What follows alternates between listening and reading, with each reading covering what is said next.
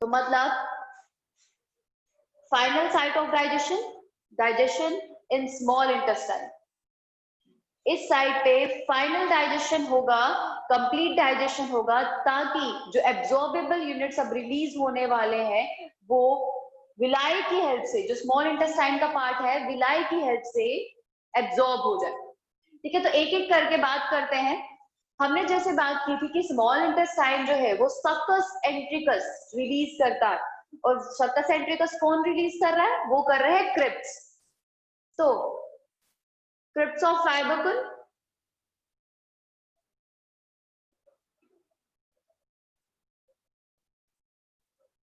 वो रिलीज कर रहे हैं सकस एंट्रिकस, दे रिलीजेस सकस एंट्रिकस।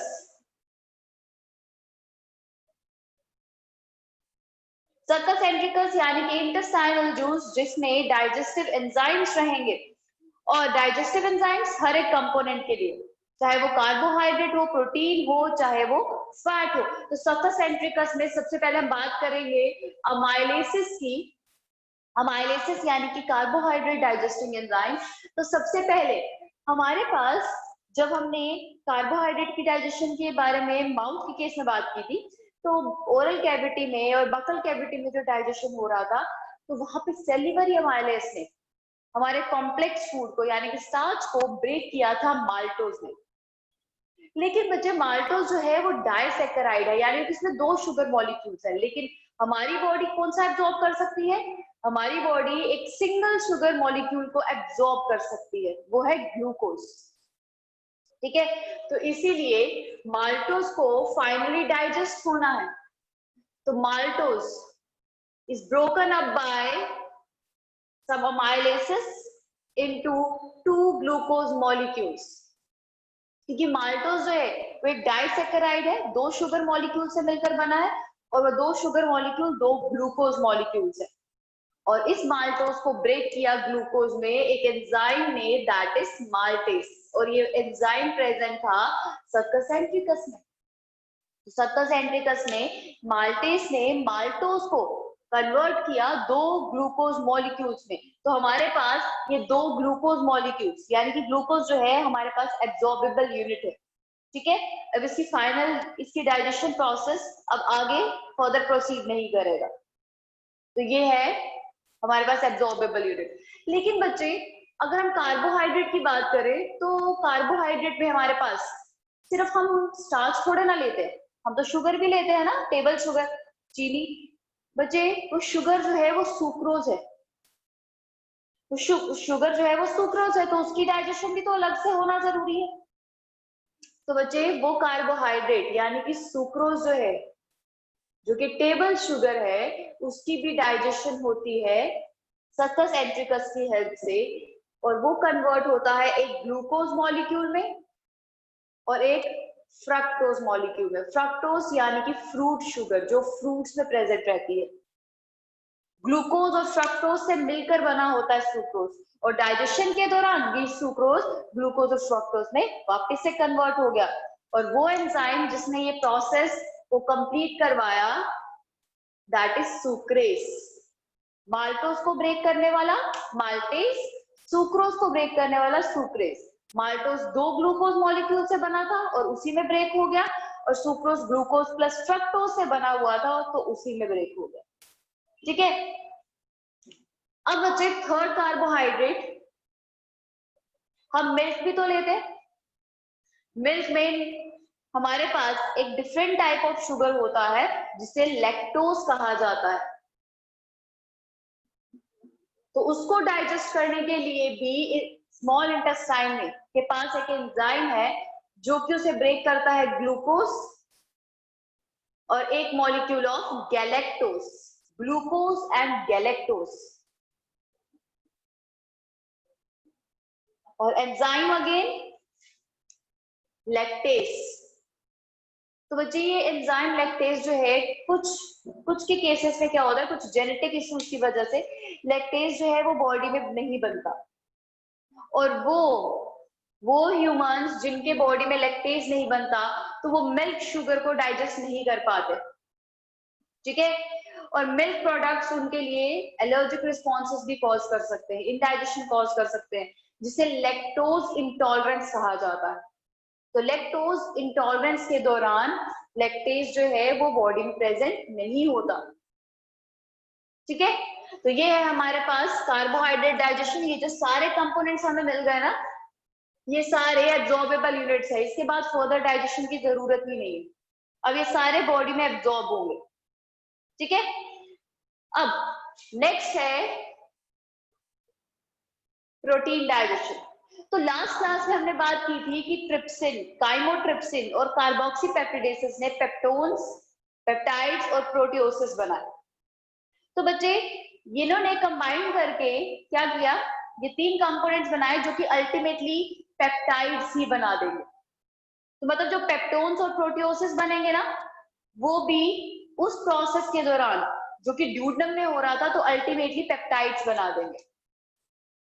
तो पेप्टाइड्स, प्रोटियोसिस और पेप्टोन्स ड्यूडेनम में डाइजेशन के दौरान पेप्टाइड्स बना देते हैं, स्मॉलर पेप्टाइड्स, जिन्हें डाइपेप्टाइड्स कहा जाता है। ठीक है, पेप्टाइड्स। तो बच्चे अब हमारे पास जो डाइपेप्टाइड्स बनेंगे, डाइपेप्टाइड्स को फर्दर अमीनो एसिड में कन्वर्ट करना है। Dipeptides, they are converted into amino acids by the action of an enzyme called as dipeptidase.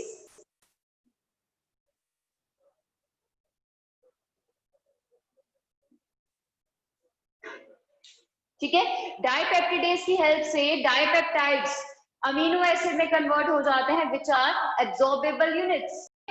तो अब इसके बाद जो हमारे पास अमीनो एसिड्स है वो एब्जॉर्बेबल यूनिट है, तो हमें और फर्दर डाइजेशन प्रोसेस की रिक्वायरमेंट नहीं है। ठीक है, अब लास्ट है हमारे पास फैट डाइजेशन के बारे में। तो फैट जो है उसकी डाइजेशन हमने जब ड्यूडेनम में बात की थी कि फैट्स जो है यानी कि लिपिड जो है, they gets converted into fatty acid and glycerol. तो बच्चे वो फैटी एसिड और ग्लिसरॉल थे ना, वो ही एब्जॉर्बेबल यूनिट थे, वो कंप्लीट डाइजेशन होती है। लेकिन ड्यूडेनम में कंप्लीटली फैट, जितना भी फैट अवेलेबल है वो कंप्लीटली डाइजेस्ट नहीं होता। जितना बच जाएगा यानी कि जितने फैट्स रह जाएंगे, फैट मॉलिक्यूल्स, वो कन्वर्ट होंगे further fatty acids plus glycerol में।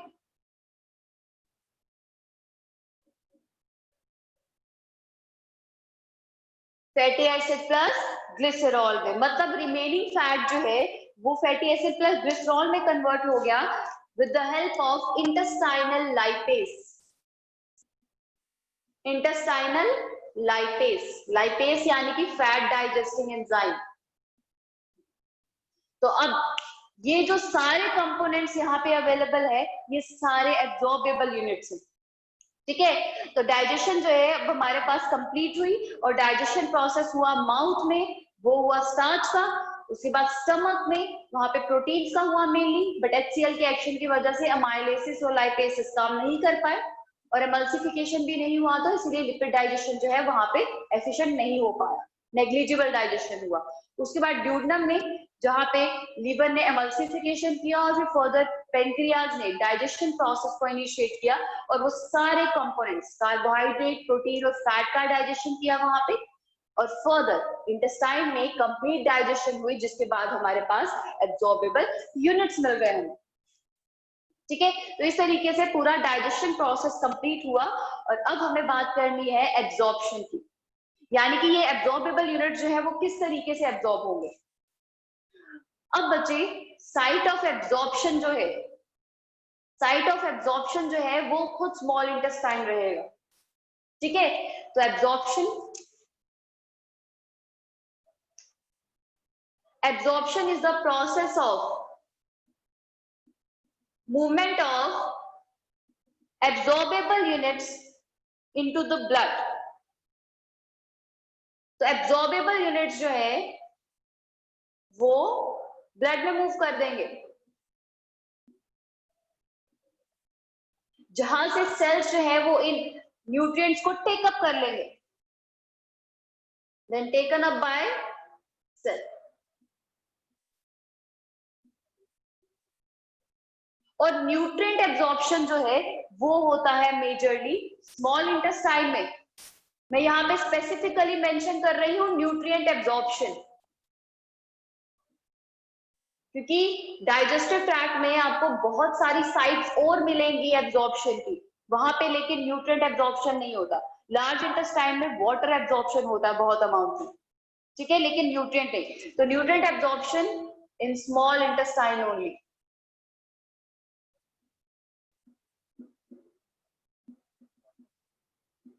और वो स्मॉल इंटेस्टाइन में with the help of finger like structures called as विलाय.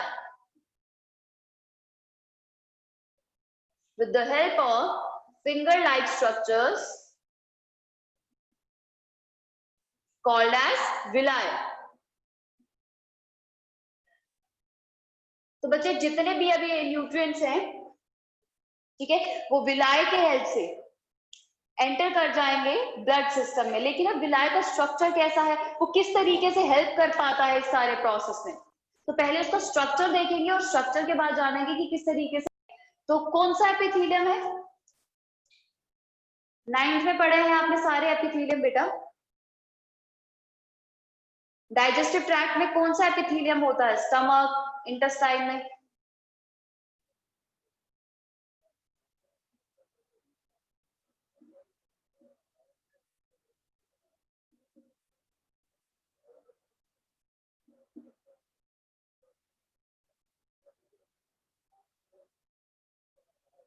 पूरा आउटर लाइनिंग उसी एक एपिथेलियम से कवर्ड रहने वाली है. तो ये आगे उसकी आउटर लाइनिंग जहां से, जो कि कांटेक्ट में रहेगी एब्जॉर्बेबल यूनिट्स के.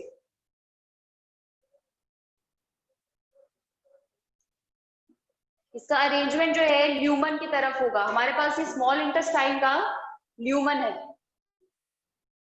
ठीक है. ये बीच में ये पूरी स्मॉल इंटेस्टाइन की वॉल रहेगी आउटर साइड, और बीच में ये ल्यूमन है. ल्यूमन यानी कि कैविटी जहां से फूड पास करेगा.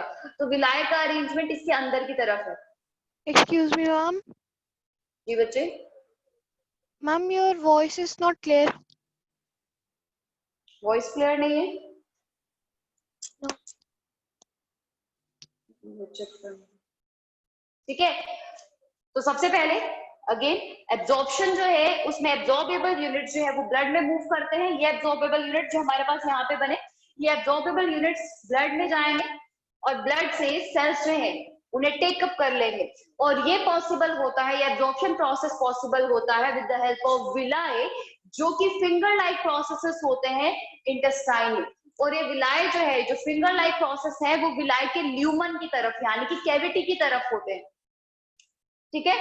तो बच्चे इस प्रोसेस में हम विलाय का स्ट्रक्चर पढ़ेंगे. विलाय का स्ट्रक्चर जो है, हमने ये लॉन्गिट्यूडनल सेक्शन लिया है विलाय का, ताकि हम उसके इंटरनल पार्ट को देख सकें. जैसे हमारा फिंगर का इंटरनल स्ट्रक्चर हम उसे कट कर लेंगे यहाँ पे लॉन्गिट्यूडनली, तो इंटरनल पार्ट्स देख पाएंगे, बिल्कुल वैसा ही, ठीक है. तो आउटर साइड हमारे पास एक एपिथेलियम है, ठीक है. 9th में अगेन पढ़ रखा है, वापस से रिकॉल करो बच्चे एपिथेलियल सिस्टम. तो एपिथेलियल सिस्टम यहाँ पे है brush border columnar epithelium. Brush border columnar epithelium.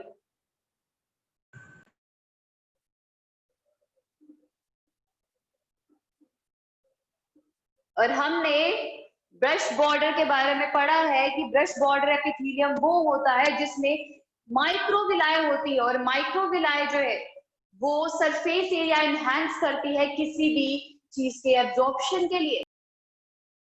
तो बच्चे इस ब्रश बॉर्डर कॉल्यूमिनर एपिथेलियम जो है उसमें माइक्रोविलाय होगा. और बच्चे इसके साथ साथ कॉल्यूमिनर एपिथेलियम के साथ साथ हमारे पास बीच में कुछ गॉबलेट सेल्स भी होते हैं. और गॉबलेट सेल की बात हम कर चुके हैं ऑलरेडी स्टमक लाइनिंग में. तो गॉबलेट सेल भी होंगे क्योंकि स्मॉल इंटेस्टाइन में भी म्यूकस लाइनिंग बनती है. तो गॉबलेट सेल्स आ गया, ठीक है. उसके बाद इंटरनली हमारे पास ये जो मिडल वेसल है ना, मिडल कैपिलरी जो रन कर रही है, इट इज लैक्टियल. ये लैक्टियल है. और लैक्टियल कोई डिफरेंट कोई डिफरेंट वेसल नहीं है, कुछ यूनिक नहीं है. It's just a lymphatic capillary. Lymphatic system जो कि ब्लड सिस्टम के अलावा हमारी बॉडी में रन करता है, जो कि इम्यूनिटी प्रोवाइड करने में हेल्प करता है और इम्यून सिस्टम से जुड़ा होता है। इम्यून सिस्टम इम्यून पार्ट यानी कि लिम्फ नोड्स के साथ। तो लिम्फेटिक कैपिलरी है जो कि एक्सटेंड करके विलाय में एंटर कर जाती है, ठीक है। और अब हमारे पास ये जो एंटर कर रही है, दिस इज आर्टरी, यहां से ब्लड जाएगा, एंटर करेगा विलाय के अंदर, और यहां से ये कैपिलरीज लेक्टियल को कंप्लीटली सराउंड करेगी और अल्टीमेटली यहां से वेन है जो कि डीऑक्सीजनेटेड ब्लड कैरी करके बाहर लेके आएंगे।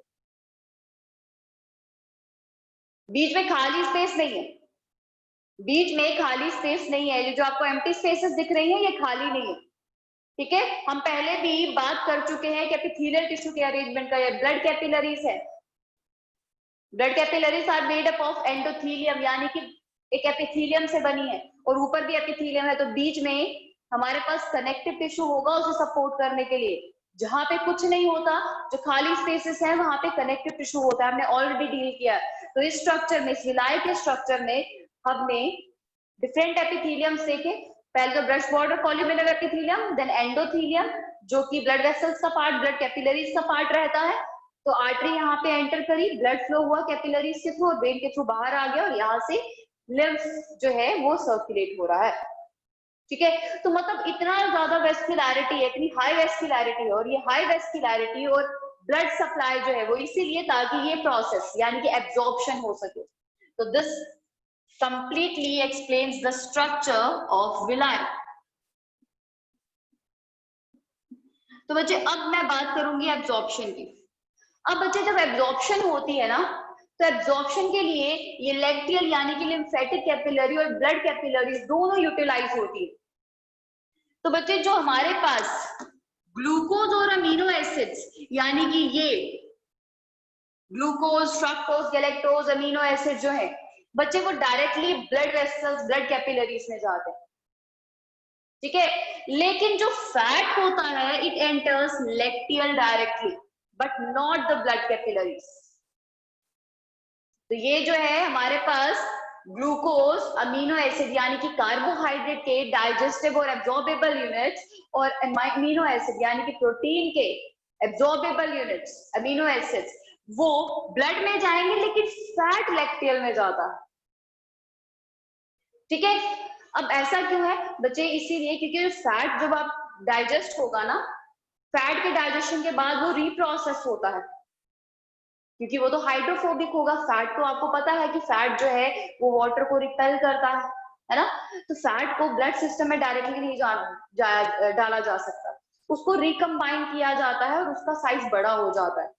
एब्जॉर्प्शन से पहले जब वो रिकम्बाइन होता है बेटा, तो उसका साइज बड़ा हो जाता है। तो अब जो कैपिलरीज का पोर साइज है वो तो छोटा है, तो इसीलिए उसको पहले लेक्टियल में यानी कि लिम्फेटिक कैपिलरी में डाला जाता है, क्योंकि इसका पोर साइज स्लाइटली बड़ा होता है जो कि फैट मॉलिक्यूल को एक्सेप्ट कर लेगा। और लेक्टियल सिस्टम, लिम्फेटिक सिस्टम तो फिर से ब्लड सिस्टम में ही ओपन होता है ना। लिम्फ जो है वो ब्लड सिस्टम से ही एक्सट्रैक्ट होता है और वापस से ब्लड सिस्टम का हिस्सा बन जाता है। तो इसीलिए फैट जो है वो ब्लड में जाएगा जरूर, रिलीज जरूर होगा, लेकिन पहले वो लिम्फेटिक सिस्टम में जाएगा, फिर जाके वो ब्लड सिस्टम में ड्रेन होगा, ठीक है। तो फैट मॉलिक्यूल का साइज बड़ा होने की वजह से उसे लेक्टियल सिस्टम में जाना पड़ता है, और वो हाइड्रोफिलिक नहीं हाइड्रोफोबिक है, इसीलिए वो रिकम्बाइन किया जाता है पहले, ठीक है। तो मेंशन कर, ठीक है। तो ये है पूरा process including absorption. Finally again explain कर रही हूँ, ग्लूकोज और अमीनो एसिड ब्लड में जाएंगे और फैटी एसिड और ग्लिसरॉल लेक्टियल में एंटर करते हैं, ठीक है। तो अब जब चीजें ब्लड में एंटर कर गई तो सेल्स जो है वो उसे टेकअप करेंगे और अल्टीमेटली यूटिलाइज करेंगे for their growth, for their metabolism, ठीक है, फॉर एनर्जी। तो इन सब प्रोसेस के लिए ये सारे न्यूट्रिएंट्स जो है वो यूटिलाइज किए जाएंगे, and that utilisation is called as assimilation, ठीक है। तो नेक्स्ट स्टेप जो है हमारे पास वो रहेगा assimilation. Assimilation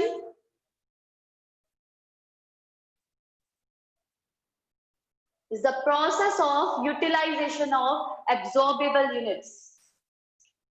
So it's the process of utilization of absorbable units.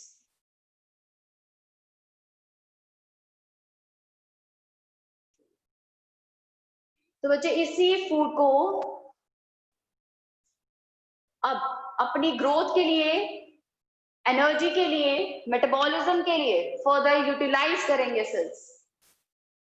ठीक है, अब एसिमिलेशन हो गया, एसिमिलेशन में हमें इतना ही डील करना है। उसके बाद बच्चे फर्दर प्रोसेस है इजेशन का, क्योंकि पूरा कंप्लीटली जितनी भी चीजें हैं, जितना भी हमने खाया है, वो सारा डाइजेस्ट नहीं होता, क्योंकि हमारी बॉडी में हर एक कंपोनेंट के लिए एंजाइम नहीं है।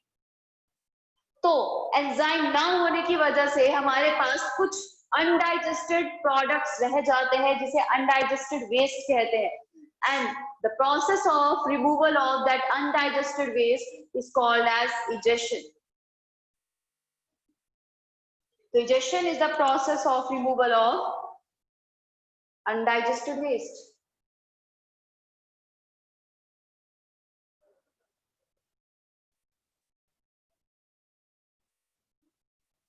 Undigested waste. तो बच्चे जब अनडाइजेस्टेड वेस्ट का रिमूवल होता है, वो होता है थ्रू एनल ओपनिंग। एनल जो है, एनस जो है वो लास्ट पार्ट है डाइजेस्टिव ट्रैक्ट का। तो बच्चे उसके थ्रू, एनल ओपनिंग के थ्रू इजेशन होगा।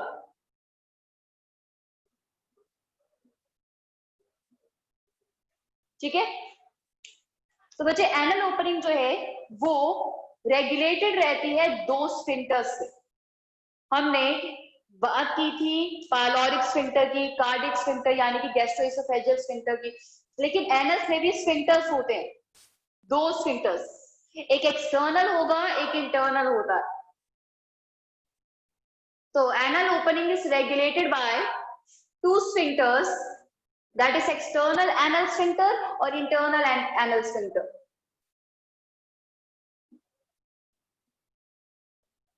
External and internal anal sphincter.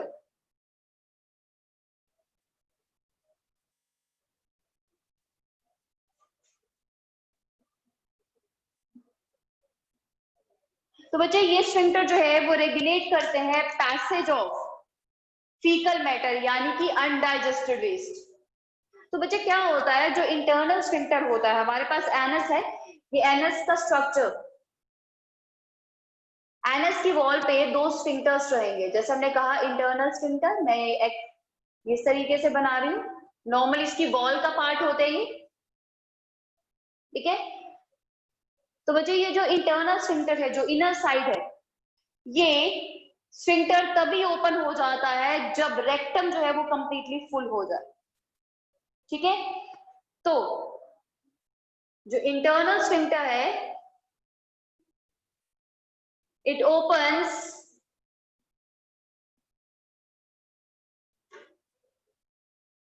when rectum is full। Rectum जो कि फीकल मैटर को स्टोर करता है, रेक्टम जब फुल हो जाएगा तो इंटरनल स्फिंक्टर अपने आप ओपन हो जाएगा। ठीक है, जिसकी वजह से स्ट्रॉन्ग अर्ज होता है फीकल मैटर पास करने का। लेकिन जो एक्सटर्नल स्फिंक्टर है वो रहता है हमारे कंट्रोल के अंडर। इंटरनल स्फिंक्टर को हम कंट्रोल नहीं कर सकते, इट इज इनवॉलेंट्री, ये इनवॉलेंट्री है। लेकिन जो एक्सटर्नल स्फिंक्टर है वो हमारे कंट्रोल के अंडर होता है, जिसे हम खुद ओपन कर सकते हैं। तो इंटरनल स्फिंक्टर इज इनवॉलेंट्री, हमारे कंट्रोल के अंदर नहीं है, but external sphincter is voluntary, जो कि तब ओपन होता है जब हम चाहते हैं।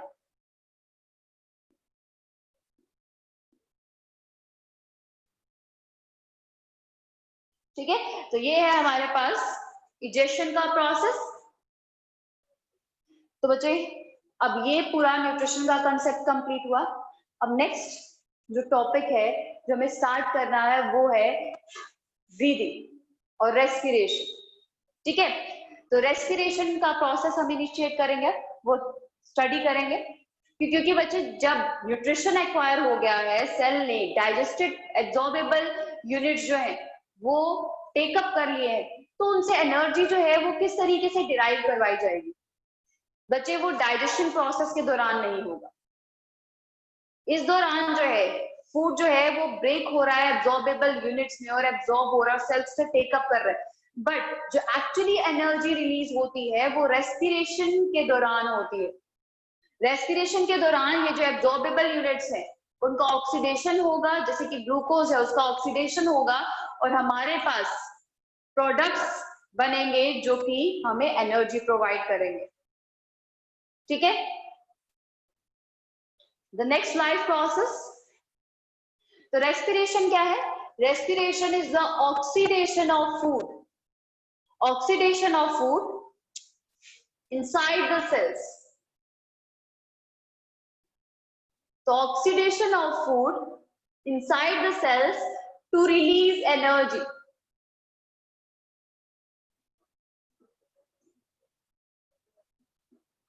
तो एनर्जी रिलीज करने के लिए फूड को ऑक्सीडाइज किया जा रहा है,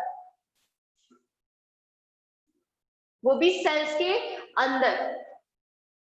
और बच्चे जो रेस्पिरेशन है ना वो एक केमिकल प्रोसेस है, एक केमिकल प्रोसेस है जिसमें केमिकल ब्रेकडाउन होगा। डाइजेशन की तरह ही डाइजेशन भी केमिकल ब्रेकडाउन करता है, डाइजेशन के दौरान भी केमिकल प्रोसेस कंप्लीट होगा, केमिकल ब्रेकडाउन होगा। तो ये भी एक केमिकल प्रोसेस है और एक केमिकल प्रोसेस जो है वो यूटिलाइज करता है एटीपी, इट यूटिलाइजेस एटीपी यानी कि बॉडी की एनर्जी करेंसी। लेकिन जितना एटीपी, जितना एनर्जी ये यूटिलाइज करता है उससे ज्यादा एटीपी, उससे ज्यादा एनर्जी जो है वो हमें प्रोवाइड करता है, यानी कि कंपेंसेट कर देगा यूटिलाइजेशन को। Utilises ATP and releases ATP. ठीक है, तो रेस्पिरेशन जो है वो एक केमिकल प्रोसेस है जिसमें एटीपी बनेंगे, ओवरऑल एटीपी जो है हमारे पास बनेंगे, सिंथेसाइज होंगे। वो कैसे सिंथेसाइज होंगे? फूड की ऑक्सीडेशन के बाद। तो बच्चे रेस्पिरेशन और ब्रीदिंग जो है वो एक साथ जुड़े हुए प्रोसेस है लेकिन सेम नहीं है। तो ब्रीदिंग जो है उसमें हम वो कंपोनेंट इनटेक कर रहे हैं जो कि फूड की ऑक्सीडेशन के लिए जरूरी है और वो रिलीज कर रहे हैं जो कि ऑक्सीडेशन के बाद बन रहा है एज अ वेस्ट प्रोडक्ट। तो रेस्पिरेशन के साथ साथ एक बार ब्रीदिंग को अंडरस्टैंड करते हैं कि ब्रीदिंग और रेस्पिरेशन में क्या डिफरेंस है। ब्रीदिंग जो है बच्चे it's a physical process which involves the intake of oxygen और एक्सहेलेशन ऑफ कार्बन डाइऑक्साइड। तो बच्चे breathing involves intake of oxygen and release of carbon dioxide out of the body.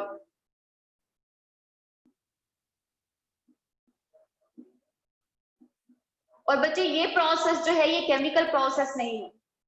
Oxygen जब release हो रहा है, जब इनटेक हो रहा है, उसे तोड़ा या जोड़ा नहीं जा रहा, सेम जो है वो कार्बन डाइऑक्साइड के साथ है, जस्ट रिलीज हो रहा है और इनटेक हो रहा है, दैट्स इट। तो इट्स अ फिजिकल प्रोसेस और ये प्रोसेस के दौरान हमारे पास कोई भी एनर्जी सिंथेसाइज नहीं होती, यानी कि एटीपी सिंथेसाइज नहीं होंगे बल्कि सिर्फ और सिर्फ यूटिलाइज होंगे। तो it only utilises ATP.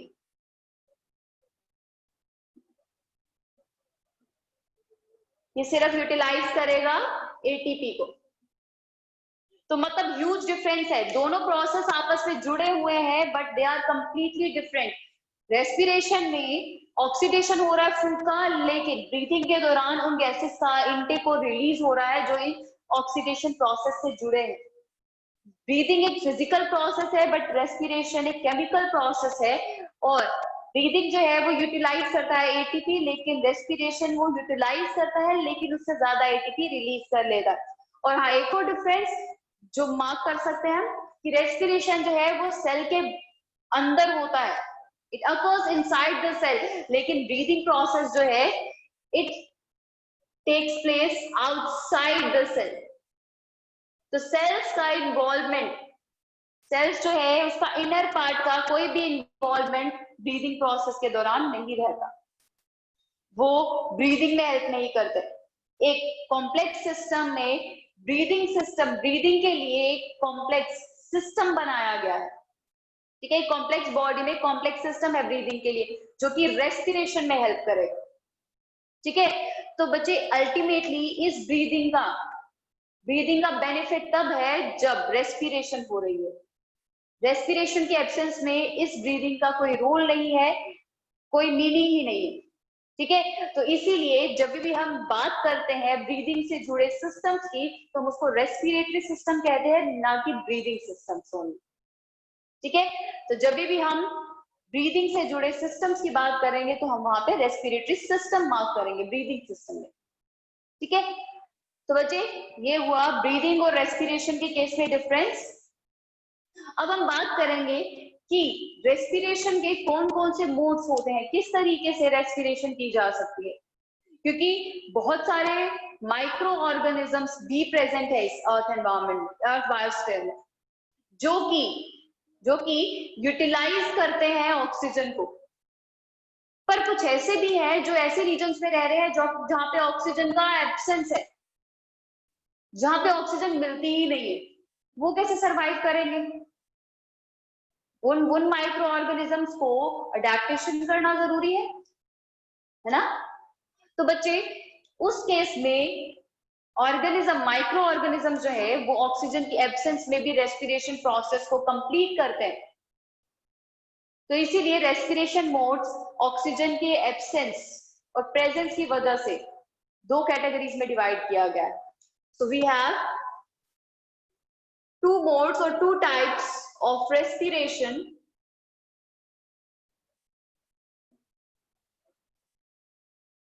One is aerobic respiration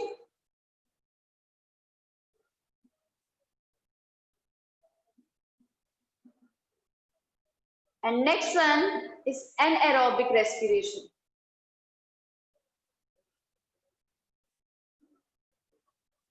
aerobic respiration and anaerobic respiration. Aerobic respiration हमें एक्सप्लेन करता है कि जो प्रोसेस है, रेस्पिरेटरी प्रोसेस है, यानी कि ऑक्सीडेशन ऑफ फूड है, वो ऑक्सीजन की प्रेजेंस में हो रहा है। तो oxidation of food in presence of oxygen, in presence of oxygen.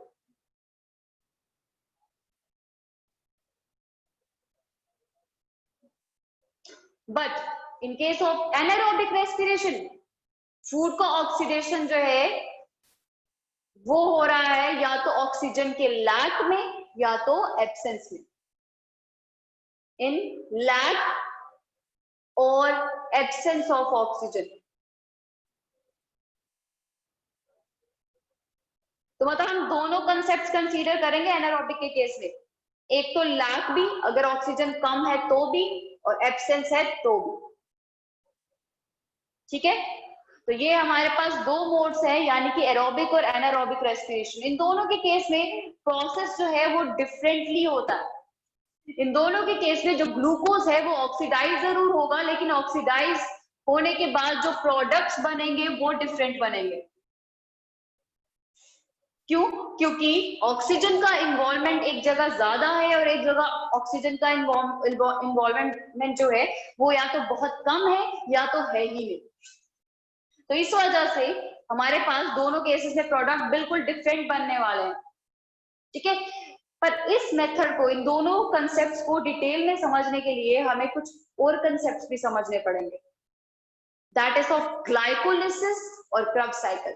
बस बहुत एक बेसिक इंफॉर्मेशन लेंगे उसके बारे में, एक बहुत ही बेसिक इंफॉर्मेशन, ताकि हम अंडरस्टैंड कर सके कि एरोबिक और एनारोबिक रेस्पिरेशन में क्या क्या डिफरेंसेस है, किस तरीके से वो प्रोसेस होते हैं और प्रोडक्ट जो है वो ऑल्टर हो जाता है। ठीक है, तो वो करते हैं हम नेक्स्ट क्लास में।